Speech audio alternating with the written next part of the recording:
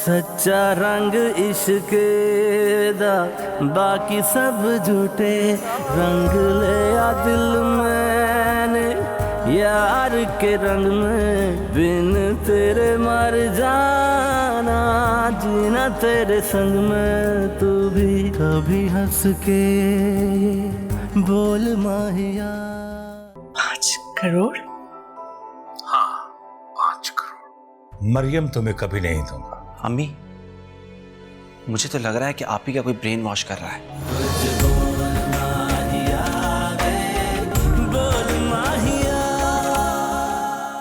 शुक्र करो सच नहीं बताया। अगर उसे ये बता देती कि तुमने जानबूझकर अम्मी को धक्का दिया तो उसने आज ही 3 बोल बोलकर ना तुम्हें फारिग कर देना। आप अच्छी तरह जानती है कि मैंने ऐसा कुछ नहीं किया। मैं ऐसा करने के बारे में सोच भी नहीं सकती। अस्सलाम वालेकुम। वालेकुम सलाम। जी, कैसे आना हुआ? बेटा, हम आपकी अम्मी के बारे में पूछने आए हैं। कैसी तबीयत है उनकी अब? अल्लाह का शुक्र है, तबीयत बेहतर है बोलो, वरना आपकी बेटी ने तो कोई कसर नहीं छोड़ी थी उन्हें मारने की। जी, ये आप क्या कह रही है? नहीं अब्बू ये झूठ बोल रही है। मैंने ऐसा कुछ नहीं किया। ये मुझ पर इल्जाम लगा रही है। मैं सच कह रही हूँ, मैंने कुछ नहीं किया। नहीं मेरा बेटा, नहीं रोते नहीं है बेटा, नहीं। आप मेरी बहन के ऊपर इतना घटिया इल्जाम कैसे लगा सकती हैं? अब हम अपनी बहन को 1 मिनट के लिए भी यहाँ नहीं छोड़ेंगे। अब्बू, आप ही को लेकर चले हमारे साथ। ए लड़की, दिमाग खराब तो नहीं हो गया है? अपने शौहर की इजाजत के बगैर ही कहीं नहीं जा सकती। ये अभी जाएगी इसी वक्त। और एक बात कान खोल के सुन लो, मेरी बेटी लावारिस नहीं है, अभी उसके माँ बाप जिंदा है। चलो बेटा, अब्बू मेरे साथ चलो। चले आप ही। आओ। ये क्या कर दिया मैंने? अम्मी को कौन संभालेगा? मुझसे नहीं संभाले जाते अम्मी के ये नखरे।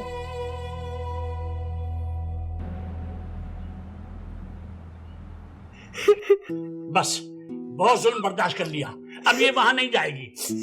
आपका दिमाग खराब हो गया? क्यों मेरी बेटी का घर बर्बाद करना चाहते हैं आप? अभी वो घर नहीं है, जहन्नुम है। तुम तो खामोश ही रहो। कोई जरूरत नहीं है बड़ों के बीच में बोलने की तुम्हें। ठीक ही तो कह रही है वो। उसने झूठा इल्जाम लगाया रबाब पर। खुदा ना खास्ता उसकी मां को कुछ हो जाता तो वो तो हमें अदालतों में घसीट लेती। जो रिश्ते सुख देने के बजाय दुख देने लगे, उनका टूट जाना ही बेहतर है। तो क्या करेंगे? सारी उम्र अपने घर पे बैठा के रखेंगे इसको?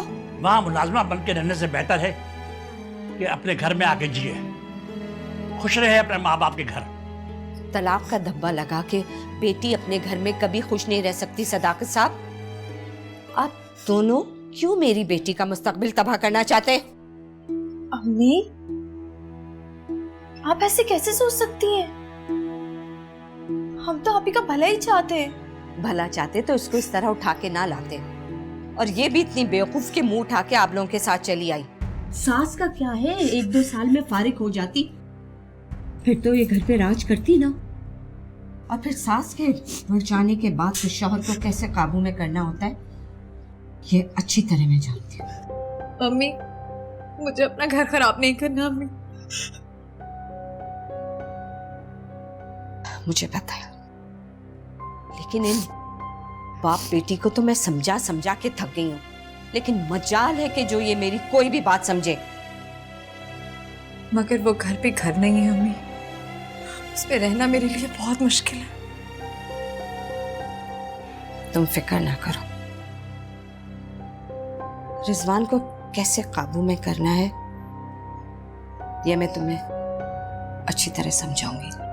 चलो अब ये रोना धोना बंद करो।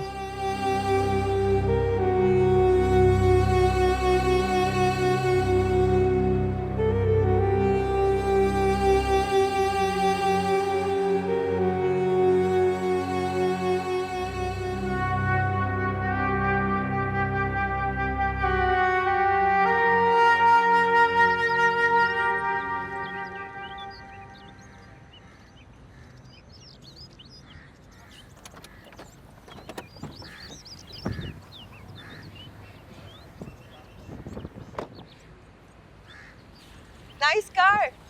चलो शुक्र है तुम्हें पसंद आ गई। पता है हमाद को भी बड़ा शौक था गाड़ियों का, हर 6 मंथ बाद एक नई गाड़ी चेंज कर लेता, पैशन था उसका। हाँ क्यों नहीं खरीदेगा भाई, अरबपति बाप का बेटा जो है। खैर वो छोड़ो, ये बताओ कि 5 करोड़ का क्या करने वाले? हाँ बहुत कुछ। मसलन बहुत सारा ट्रैवल करने वाली हूँ, बहुत सारी शॉपिंग करने वाली हूँ, सो एंड सो। अगर ये सब कुछ करती रही तो तुम्हारा अकाउंट बैलेंस बिल्कुल जीरो हो जाएगा। So what? शोरूम है ना। I think you should invest somewhere. Rohel, I'm very bad with this. मुझे ये इन्वेस्टमेंट्स वगैरह का कुछ नहीं समझ आता। बेवकूफ लड़की, अगर 5 करोड़ को तुम कहीं अच्छी जगह इन्वेस्ट करोगी तो 5 के 10 हो जाएंगे। Really? ऐसा होता है? 100%। अगर तुम कहो तो मैं तुम्हारी हेल्प करने को तैयार हूँ। मेरा एक दोस्त है, वो बहुत बड़ा इन्वेस्टर है, प्रॉपर्टी का काम करता है। मैं आज ही उससे बात करता हूँ। प्लीज आज ही कर लो। डन। चलो मैं तुम्हें किसी अच्छी जगह पे लंच करवाता हूँ। हाँ प्लीज, I'm hungry.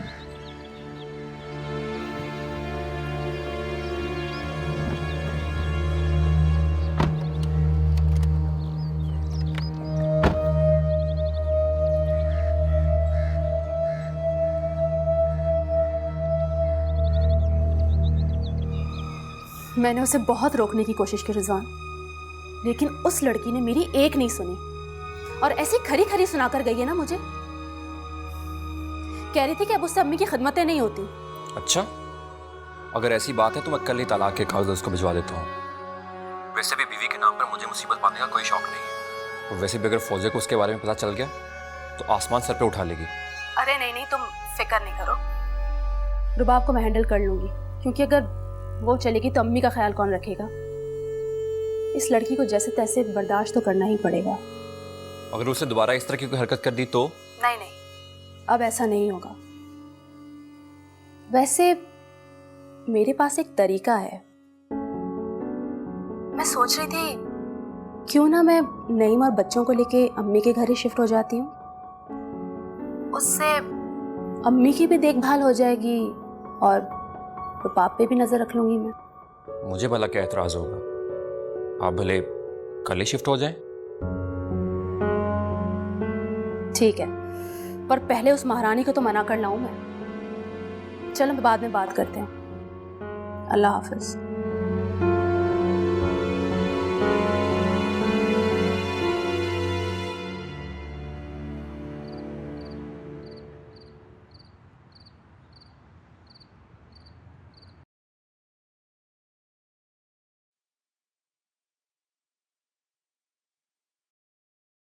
शुक्रिया बेटा।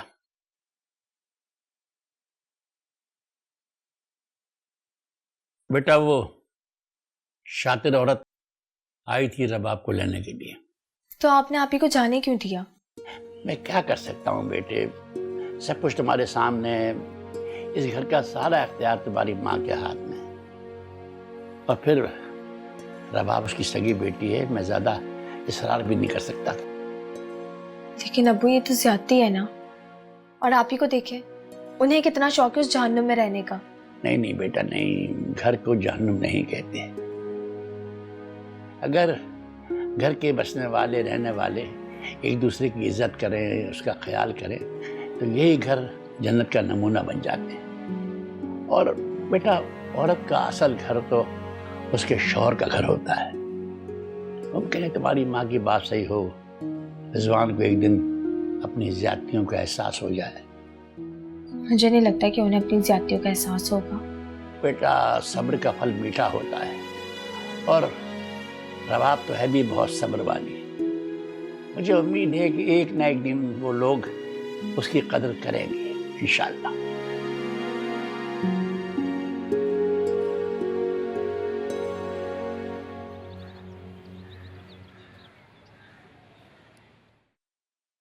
अम्मी देखिए, मैंने आपके लिए आज मजेदार सा मटन सूप बनाया। आप रोज चिकन सूप पी पी के बोर हो गई होंगी ना। आज से मैंने डिसाइड किया कि रोज आपके लिए एक नई नई चीज बनाया करूंगी, ठीक है? तुम्हारा बहुत बहुत शुक्रिया बेटा। शुक्रिया किस लिए अम्मी? तुम मेरी इतनी खिदमत जो करती हो। वो मेरा फर्ज है। फर्ज तो अपनी सही औलाद का होता है। मेरी बेटी ने तो कभी मेरी खिदमत नहीं की, और तो और तुम्हारी गैर मौजूदगी में भी कभी वो घड़ी दो घड़ी मेरे पास नहीं आकर बैठी। आजकल तो सगी औलाद का बिल्कुल खून सफेद हो गया। अम्मी आप रो क्यों रही हैं?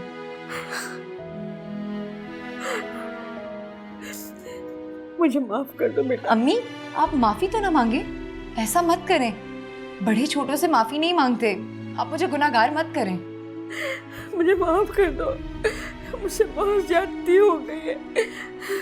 शुरू दिन से ही तुम्हारे साथ इस घर में बहुत ज्यादतियां होती रही हैं, लेकिन तुम चुपचाप सब कुछ सहती रही हो।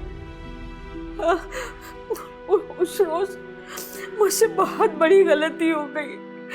तुम मुझे मना करती रही, लेकिन बेटा मैं अपनी जिद पर अड़ी रही। मेरी जिद की वजह से ये सब कुछ हुआ। तुम्हें इतनी सारी बातें सुननी पड़ी। शफक ने तुम पर कितने इल्जाम लगाए। अम्मी ये सब आपको कैसे पता है?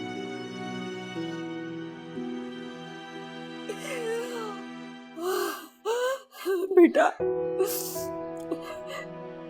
मैं जब गिर गई थी ना, तो मैं इतनी बेहोश नहीं थी। मैं सब कुछ समझ रही थी। तुम मुझे बार बार डॉक्टर का बुलाने के लिए कहती रही, लेकिन उसे अपनी बीमार माँ की जरा भी परवाह न थी। वो तुम पर इल्जाम लगाती रही। मेरी बेटी बहुत चालाक है। उसने बड़ी होशियारी के साथ अपने भाई को काबू में कर लिया है। अब तो वो हमेशा के लिए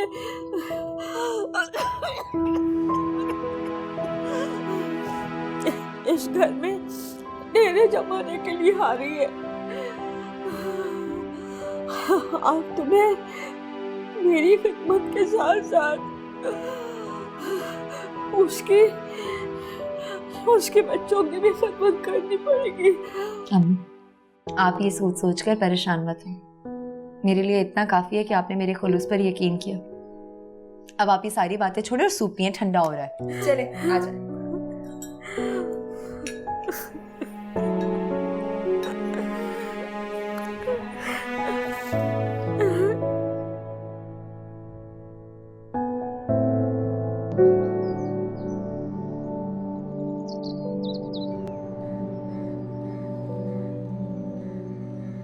आप हमारी फैक्ट्री में कब से काम कर रहे हैं?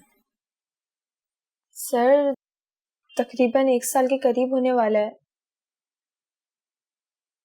इस पूरे अरसे में आपकी कारकर्दगी बहुत अच्छी रही। मैं तो मजबूरन ऑफिस में नहीं आ सका, बिजनेस को वक्त नहीं दे सका, लेकिन आजम साहब मुझे पूरी रिपोर्ट देते रहे, खासतौर पर आपके काम के बारे में। मैं बहुत इम्प्रेस हुआ हूं आपसे। Thank you so much sir. हमारा असूल है कि हम वर्कर की मेहनत देखकर और 1 साल के बाद उसे प्रमोट करते हैं, लेकिन आपको मैं अभी प्रमोट कर रहा हूं। ये आपका promotion letter. Thank you sir, thanks a lot. आज से आप इस फैक्ट्री की सीनियर सुपरवाइजर, और आपकी तनख्वाह भी दुगनी कर दी गई। आपको बहुत बहुत मुबारक हो। शुक्रिया सर।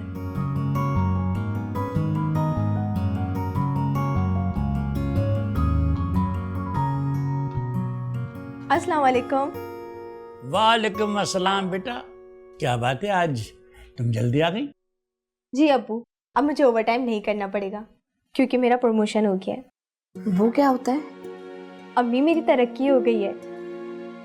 इसका मतलब है कि तनख्वाह तुम्हारी बढ़ गई होगी ना? जी अम्मी, मेरी सैलरी डबल हो गई है। अल्लाह तेरा लाल चलो तो मैं तुम्हारी मेहनत का सिला मिल लिया। जी अच्छा खाए, ये लें आप, ये मिठाई खाएं। ये तो मेरी पसंदीदा मिठाई लेकर आई है। तो आप भी मिठाई खाए ना? हाँ हाँ बेटा खा लूँगा, मैं खा लूँगा बेटा, मैं खा लूँगा। अरे बेटा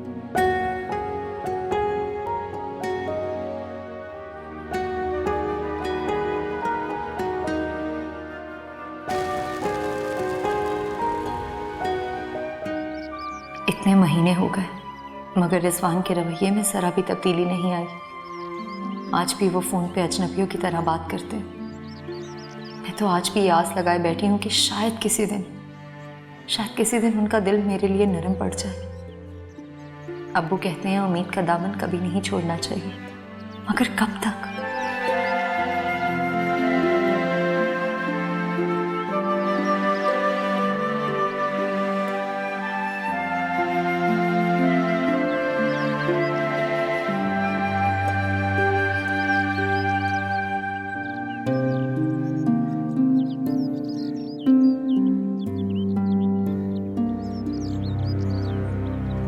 ये आजकल तुम किन ख्यालों में गुम रहती हो? नहीं आपी, मैं तो बस कपड़े सुखाने के लिए डाल रही थी। अच्छा मैं ज़रा अपनी दोस्त के साथ जा रही हूँ शॉपिंग पे, ठीक है? तुम बच्चों को ना खाना खिलाकर होमवर्क ज़रूर करवा देना। और नईम ने रात को मुझे कहा था कि वो मटन कोरमा खाना चाह रहा है, वो बना देना। और मीठे में भी कुछ बना देना अपनी मर्जी से। सही है जी? टाइम पे कर लेना सारे काम।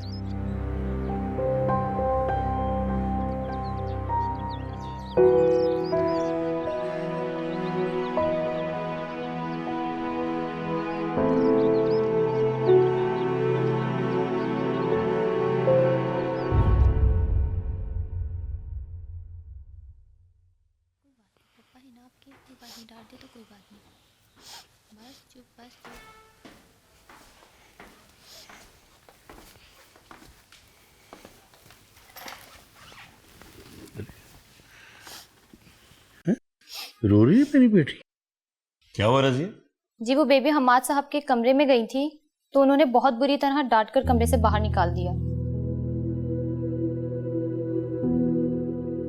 मेरी गुड़िया को पापा ने डांट दी? बहुत गंदे बच्चे हैं आपके पापा, मैं उनकी पिटाई लगाता। बस रोना नहीं, बस चुप कर जा। आप जाओ नानों के पास, नाश्ता करो और स्कूल जाओ। और मैं जा रहा हूं सीधा आपके पापा के कमरे में, पूछता हूं उससे।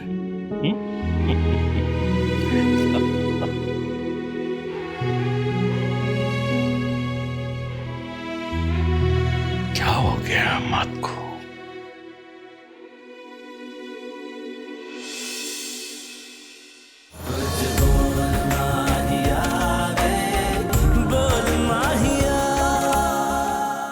एक हल है मेरे पास, तुम्हारी शादी कर दूं। नहीं आपी, मैं ये नहीं कहना चाहती थी। तुम जो कहना चाहती थी मैं अच्छी तरह समझ गई हूँ। मुझे तो लगता है भाई साहब ने हमाद के लिए कोई लड़की ढूंढ ली है। यार देखो, मुझे लड़कियों की कोई कमी नहीं है, कसम खुदा की। अभी अम्मी को बोलूंगा ना, लड़कियों की लाइन लगा देंगी मेरे आगे।